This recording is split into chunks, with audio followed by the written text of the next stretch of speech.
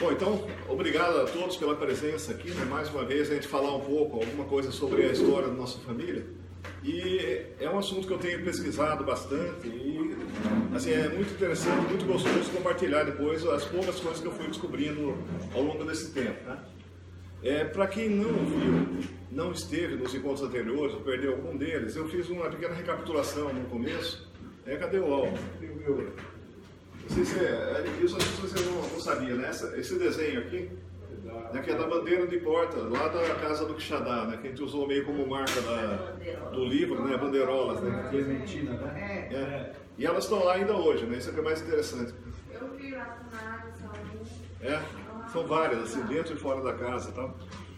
Bom, então a ideia é a gente falar um pouco primeiro sobre o porquê a gente faz essas reuniões e essas conversas, né?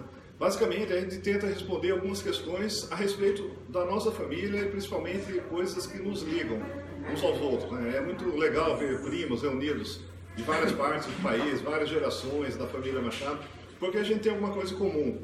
E quanto mais a gente conhecer e fortalecer essa raiz comum, acho que mais a gente fica também ligados, né, e conectados.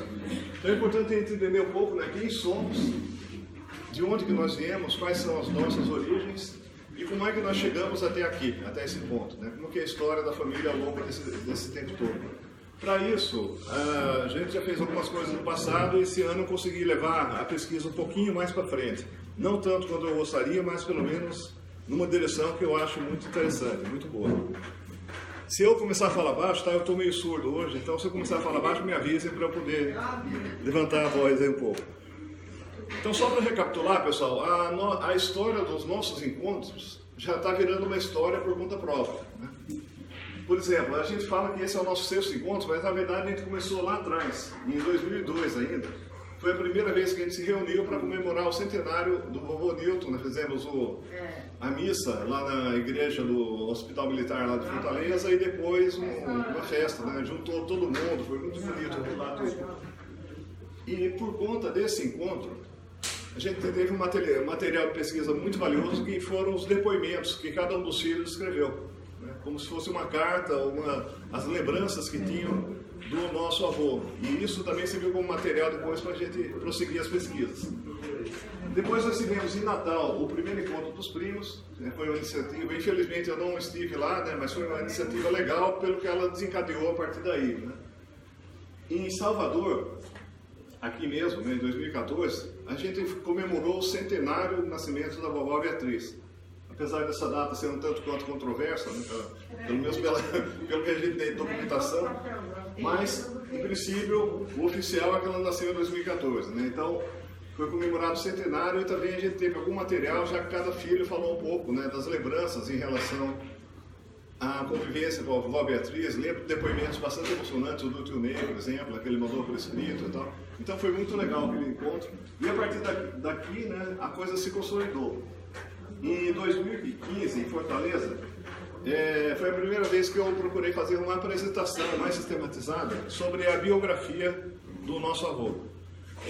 Lá eu tinha um material até bastante farto, que era a fé de ofício, o registro funcional dele do Banco do Brasil. E como o banco era, e ainda é muito minucioso, a gente sabia ali exatamente até que dia que ele ficou doente, por conta do registro.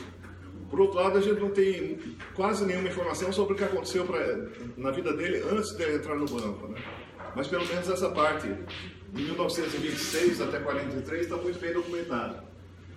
Essa apresentação aqui, pelo material que foi reunido, deu origem, em 2016, ao livro que nós escrevemos. Eu falo nós porque eu não fiz sozinho isso, né? Muita gente ajudou, né? A Verusca colaborou bastante, apesar de depois ter jogado no chão com raiva. O Carlos que ganhou. Não, brincadeira. Mas aqui realmente assim, o mérito dela foi bastante grande, porque ela deu a ideia, né, inicial. Era um desafio muito doido, porque eu estava lá em Angola naquela época, né? Sem acesso a nada de referência e tal, tudo o que eu consegui foi coisa que eu busquei na internet, mas a gente conseguiu elaborar um material bem interessante, né, que fica aqui documentada uma parte bem significativa da nossa história. Depois, se alguém não recebeu o livro, eu tenho alguns aqui, tá? Pode É só falar aqui e pegar aqui na frente. Tem muito mais de onde veio esse, né? Para distribuir. Para mais 2 gerações, pelo menos. Então, em 2017, a gente procurou trabalhar um pouco mais as origens da família.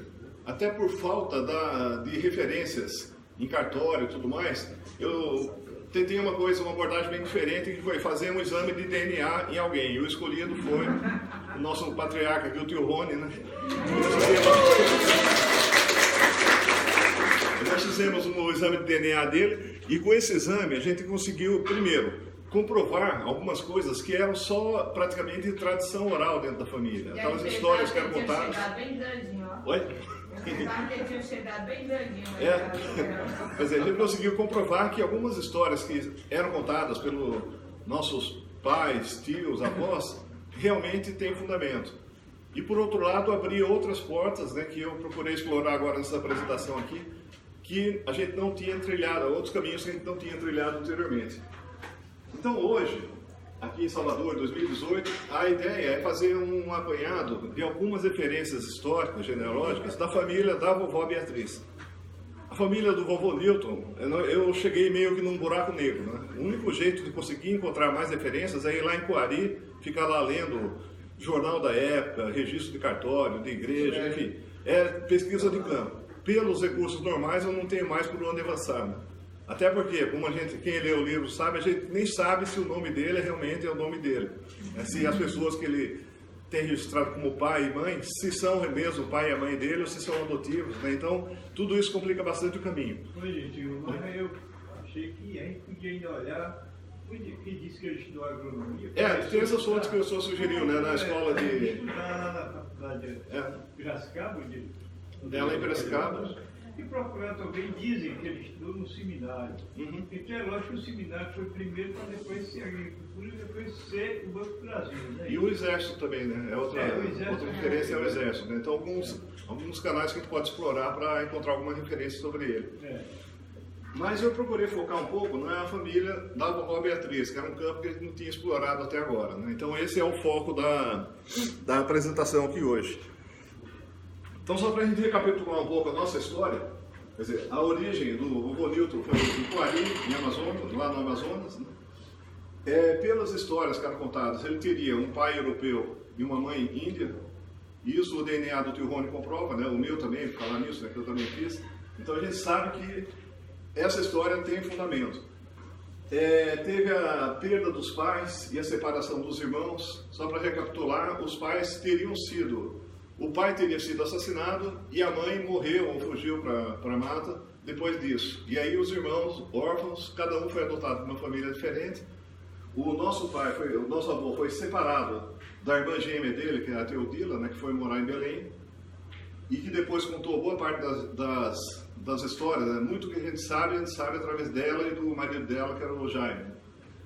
Teoricamente, diz, né, que ele morou na Inglaterra, morou no exterior, morou no Rio de Janeiro. Né? No Rio de Janeiro a gente sabe, na verdade, porque ele entrou no Banco do Brasil lá. Né?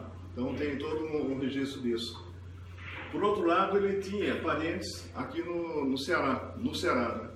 Um irmão chamado Teodomiro, que era alfaiate em Fortaleza, e uma irmã chamada Francisca, que morava ou em Redenção ou em Baturité, naquela região ali próximo de Fortaleza, lá no Ceará. E a gente, como eu disse, tem poucas informações antes do ingresso dele no Banco do Brasil em 1926. Depois, daí para frente, tem muita informação. Antes, muito pouco. Então, pelo que a gente viu até agora, né, a tese de que nós temos uma ancestral índia faz sentido, né, é comprovada.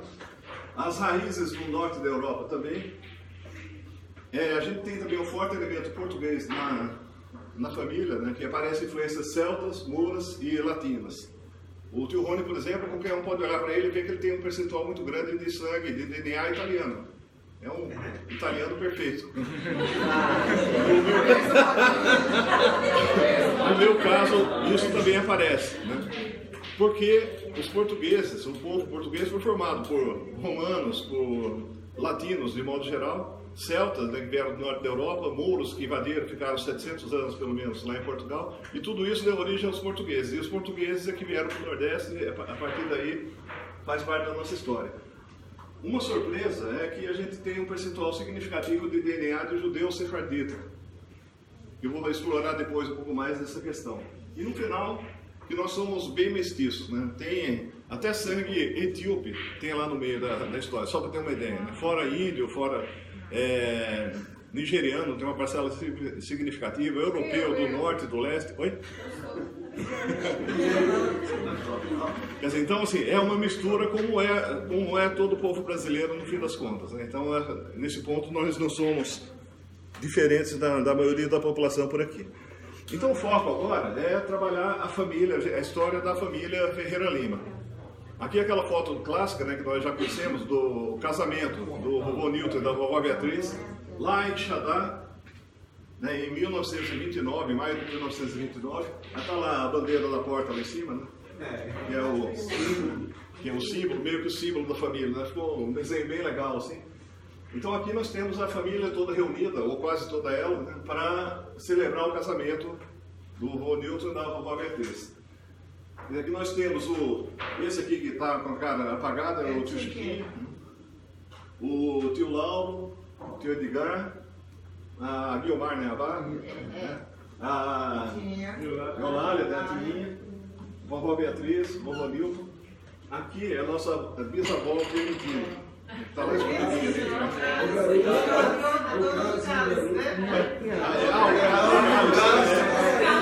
Ela que guardou o ela assim, com todo carinho durante 2 guerras mundiais, né? Uma invasão de jagunços e no final chegou nas mãos da Berusa.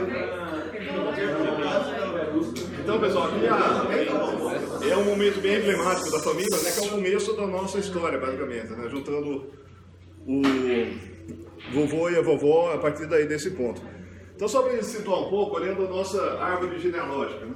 Quer dizer, aqui nós temos o Arcelino Ferreira Lima, que é o nosso bisavô, né? E a Clementina. O que eu consegui chegar mais para cima foi o nome dos pais da Clementina, né? Que para minha surpresa é Rabelo, que é outra família muito tradicional lá do Ceará. Né? E, por outro lado, aqui nós temos o Cirilo Ferreira Lima, que eu consegui encontrar as datas de nascimento e morte dele, e Calypso do Espírito Santo, que não tem maiores referências.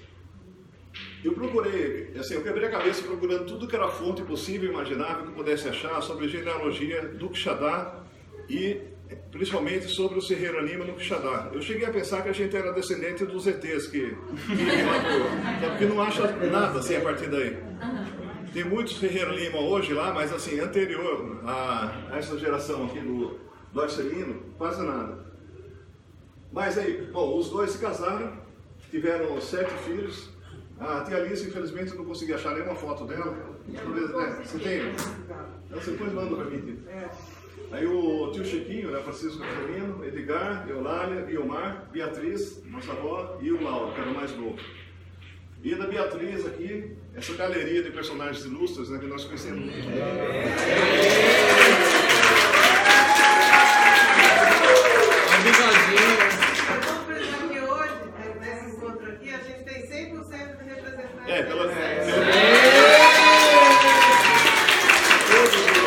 Os filhos estão representados aqui hoje no encontro, com a presença ilustre do Álvaro. Então aqui, pessoal, a gente tem essas gerações, né? E eu procurei também fazer um trabalho, acho que vocês alguns já foram consultados, para tentar mapear todo mundo que daqui, né, daqui para baixo, né, da vovó Beatriz para baixo, né? Então eu sabia o nome do cada filho, cada cônjuge, onde nasceu, quem eram os pais do cônjuge e tal, até para a gente ter registrado direitinho essa biografia, essa genealogia. E eu estou tentando fazer também junto com os primos, né, o filho dos nossos tios, daqui para cima. Então, pelo menos ter isso aí registrado, como a gente tem no caso da família dos Frota Leitão, né, do lado da minha mãe. Tem um trabalho bem extensivo sobre isso, né, então a gente tem meio documentado e tal. Porque talvez se os nossos ancestrais tivessem se preocupado por fazer isso, não teria tanto trabalho para ir atrás e descobrir cada uma dessas questões, né. Então, assim, tem algumas coisas interessantes, né? Por exemplo, o tio Chiquinho tinha 11 filhos. É o pai do Gilson. É, o pai do Gilson, isso. O Edgar também. 11 filhos. Assim, era tanto filho que ele se dava trabalho até de reciclar os nomes. Né? O Edgar teve 2 filhas, as mais velhas, que se tornaram freiras. Quando elas se tornaram, fizeram os votos, elas assumiram outro nome.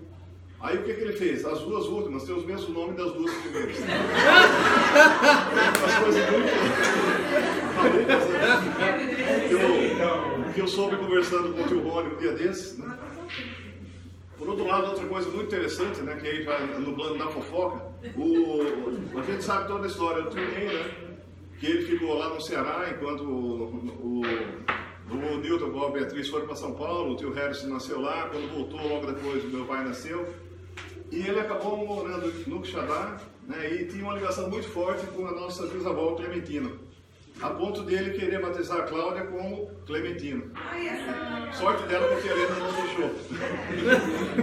Ele só conseguiu as 2 primeiras letras da negociação, né? Clementina, Cláudia, está ali bem próximo. Mas acho que vai ter muita coisa interessante que a gente vai descobrir quando começar a entrar nos ramos de cada um dos nossos tios, avós, né? Aí no caso. Né? Bom, então olhando um pouco a família Ferreira Lima, o Arcelino, eu espero um dia ter um bigode tão bonito como esse, assim, né, Ferreira? Volta só o slide anterior, só para você mostrar para mais. Aqui, ó. Isso aqui. Esse é o avesso. Esse é o avesso. Então vai. Depois eu vou colocar no grupo, né? Todo mundo pode olhar depois com calma e tal. Então aqui a gente tem o Arcelino e a Clementina. Só consegui descobrir a data de falecimento deles, né? De nascimento ainda não, mas eu ainda vou descobrir, né? Nem que seja olhando, gastando a vista, olhando os livros da igreja lá para conseguir chegar no registro do nascimento deles. Mas como eu falei, eu espero um dia ter um bigode como esse, assim, com ponta de raiva. Chegando lá. E o chapéu Panamá também, né? Desse tipo aí. Bom, o que eu consegui pesquisar então, né, nesse processo, a respeito do Arcelino? Em primeiro lugar, que aparecem várias referências a respeito dele em jornais do Ceará e no Almanac Lambert, né, que depois vou falar um pouco mais sobre isso, mas aparece desde 1905, né, várias referências e tal, até 1915, que é a última referência dele nos almanacs, nas fontes que eu consegui pesquisar.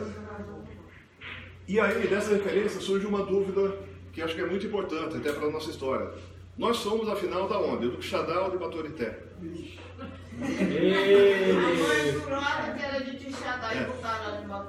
Pois é.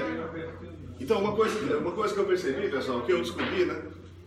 Todas as referências ao Arcelino falam que ele era comerciante em Baturité. E são várias, né? Como a gente vê aqui, são assim, tanto nos jornais, né, notas no Jornal do Ceará, como também no Almanac Lambert. Esse Almanac Lambert basicamente era o Google da época. Tinha um monte de informações sobre cada um dos municípios do Brasil, o nome das empresas, das grandes indústrias, dos grandes fazendeiros, enfim. Se você precisava de alguma informação sobre o Brasil, eu estava lá. Ele era editado todo ano. E por conta disso a gente achou muita coisa importante, interessante, né, sobre o Arcelino. Mas até aqui, ele aparece sempre como como comerciante em Baturité, até 1911. Isso inclui o nascimento da vovó Beatriz também. Né? Depois ele passa a figurar em Baturité. Então, o que dá para perceber? Realmente ele estava situado, baseado em Baturité, chegou lá para frente e ele, por algum motivo, que a gente vai detalhar aqui, ele mudou para Quixadá. E a partir daí, Quixadá se tornou a referência da nossa história. Então, por exemplo, tem várias notas como essa. Né?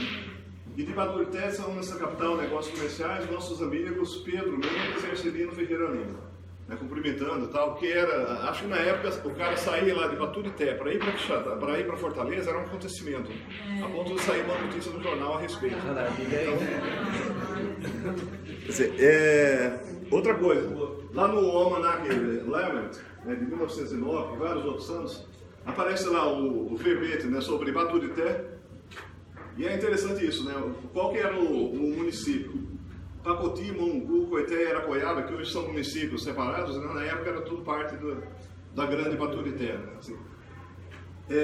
tinha 44 mil habitantes, mas só 611 eleitores. Só para lembrar que na época quem que votava? Homens alfabetizados e ricos, né? Tinha que ter propriedades, tinha que ter uma renda mínima tal para poder ser eleitor. Isso é muito interessante, essa discrepância que a gente observa lá em 1905. Mas está lá no item dos comerciantes locais, entre os comerciantes de fazendas estivas, que é ferragens, e molhados, está lá o Arcelino Ferreira Lima. Isso se repete em vários anos, né? Então comprovando que ele realmente estava estabelecido como comerciante lá em Baturité. Aí chega lá um certo dia, em 1911, que aparece essa nota no Jornal do Ceará. Faleceu na fazenda Tapiará, que é um nome bem familiar, né? Quixadá, o major Cirilo Ferreira Lima, aos 68 anos, em consequência de males de que, desde muito, vivia a sofrer. A todos da sua família, especialmente ao nosso dedicado amigo e correligionário Capitão Arcelino Ferreira Lima, apresentamos nossas condolências. É uma notinha desse tamanho, mas traz muita informação. Em primeiro lugar, que o pai dele é o Cirilo, e que era o dono do Tapuiará. Outra informação relevante, o nome da família é Ferreira Lima, porque se repete nessa geração, na do Arcelino e dos filhos também, e até dos netos, né? Vários deles o nome é Ferreira Lima. Então, assim, é um nome composto como é Castelo Branco, por exemplo. Não é que juntou o nome do pai, o nome da mãe e deu esse, né? Então, esse é outro lado muito relevante, a gente vai ver daqui para frente. Eu consegui também, pela idade, pela data, né, descobrir quando que ele nasceu e quando que ele morreu. Pelo menos já é alguma coisa, né? É mais do que a maioria da família, diga-se de passagem. E que, até esse momento, é outra coisa também, Major Cirilo e Capitão Arcelino Ferreira Lima.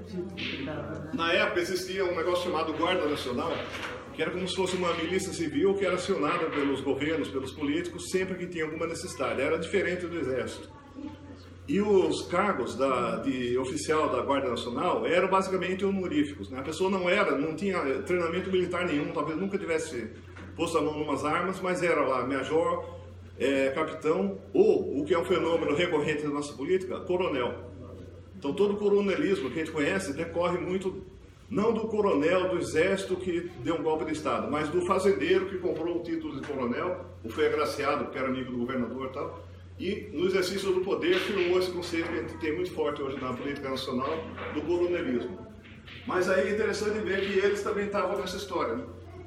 Quer dizer, eram pessoas, no mínimo, de um certo nível na comunidade, a ponto de merecer ou de ter acesso a uma patente da Guarda Nacional. E não era uma patente qualquer, não. Major, acima dele só tem o coronel, né? É isso mesmo, Rafa? Tenente Coronel e o coronel full lá, né? O mais alto. E capitão está ali pelo meio do caminho, né? Então é muito interessante a gente ver que muita informação que dá para tirar, né, com relação à nossa família. E a partir daqui, o Arcelino começa a aparecer no Quixadá. Duas referências. Primeiro, tem um relatório dos trabalhos do Departamento de Obras contra a Seca, em 1913, que mostra que fizeram estudos no município de Quixadá, em vários açudes, um dos quais um açude na fazenda Tapuiará do Arcelino Ferreira Lima. E outra coisa, no mesmo almanaque Lammert, só que agora ele mostra Quixadá, aqui dá para ver que aqui não fala eu não tirei a parte da população, eu acho. Mas mostra uma coisa bem conhecida nossa, né? O Quixadá está 180 metros acima do nível do mar, o que torna extremamente salubre, principalmente para as afecções pulmonares. O mosteiro de Beneditinos, por exemplo, foi escolhido para ser o sanatório dos monges de outros mosteiros que ali encontram alívio e muitas vezes a cura. Quer dizer, isso faz parte da nossa história também, já que o vovô Newton foi para Baturité para se tratar da tuberculose. E lá ele conheceu a vovó Beatriz. Então esse dado também está aí consolidado, né? O mais interessante é ver que encontram alívio e até se curam, né? Quer dizer, como se a cura fosse uma coisa bem excepcional de acontecer ali. E lá, nos comerciantes de armarinhos, fazendas e ferragem, está lá de novo o Arcelino.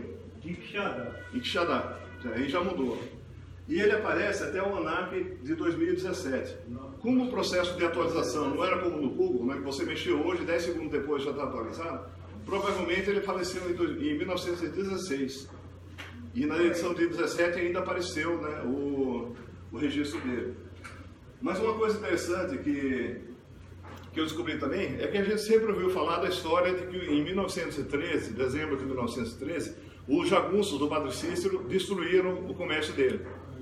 Realmente, nessa época ele já estava no Quixadá, que ele foi lá para Fortaleza e tudo mais. Só que aparentemente ele conseguiu se recuperar, porque em 2016 e 2017 ele aparece como comerciante não só no Quixadá, mas numa outra cidade que fica perto da fazenda da Raquel de Queiroz. Ou seja, não só ele tinha aí no comércio dele, como tinha uma filial.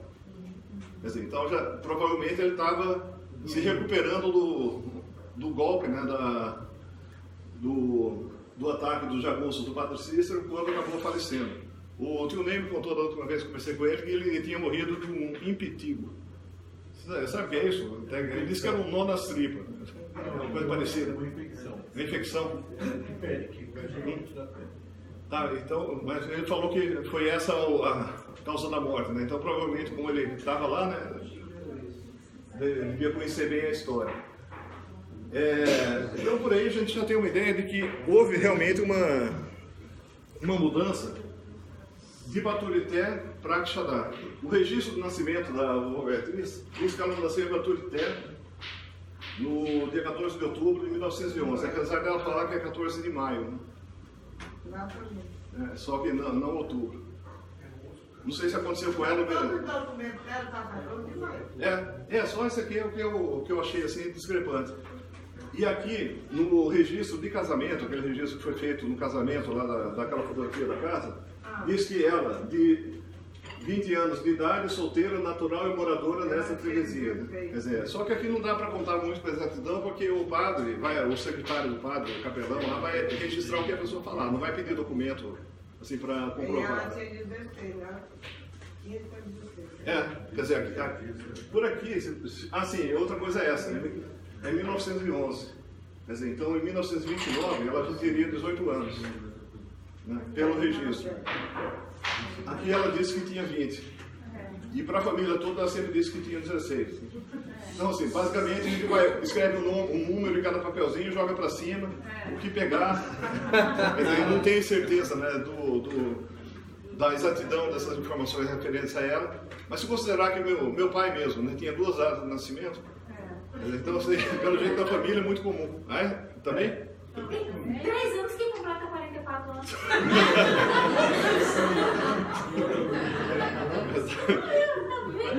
Não, mas isso é juventude, não é?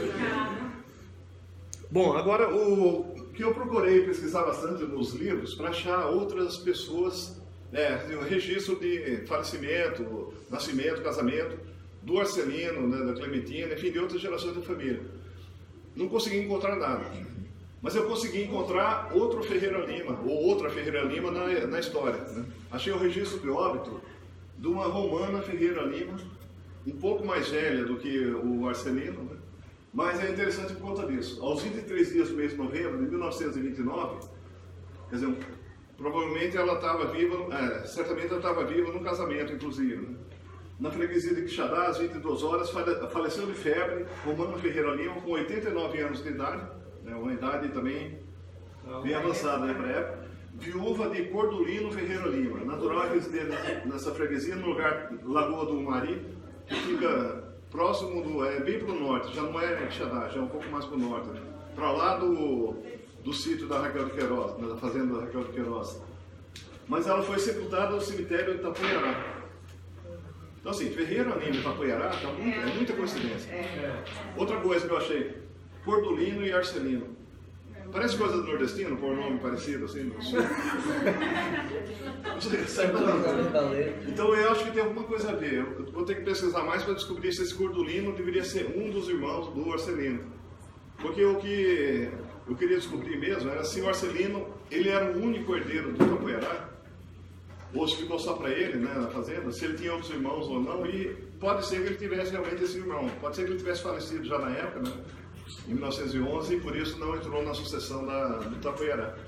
Mas é interessante ver que tem outra referência ligada ao Itapuiará, né, e com o nome Ferreira Lima. Ele sepultado lá, né?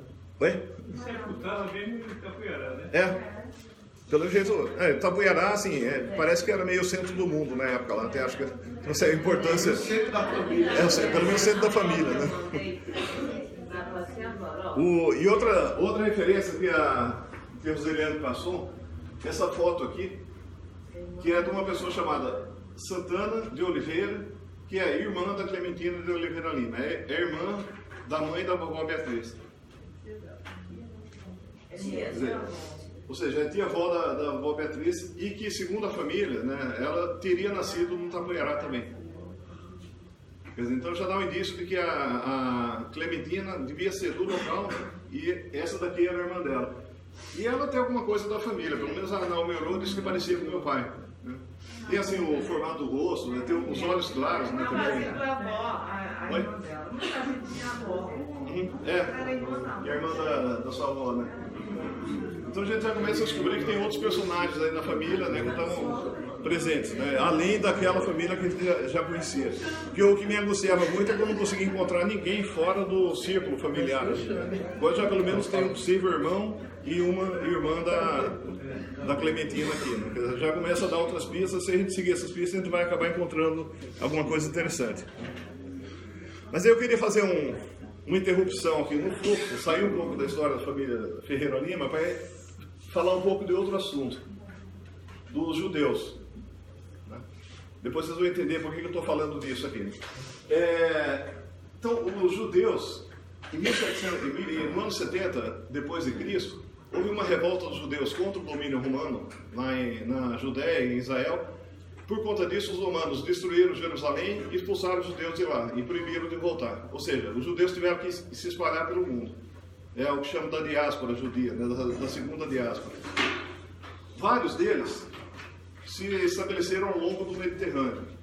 Em Roma mesmo, né, eles não eram proibidos de morar em Roma, eles só não podiam morar em Jerusalém. Então vários foram para Roma, para a Itália, Sardenha, Espanha, e então ocuparam a Ibéria, basicamente o que hoje é Espanha e Portugal, com atividade de comerciante, de lavradores, enfim, várias coisas que eles faziam.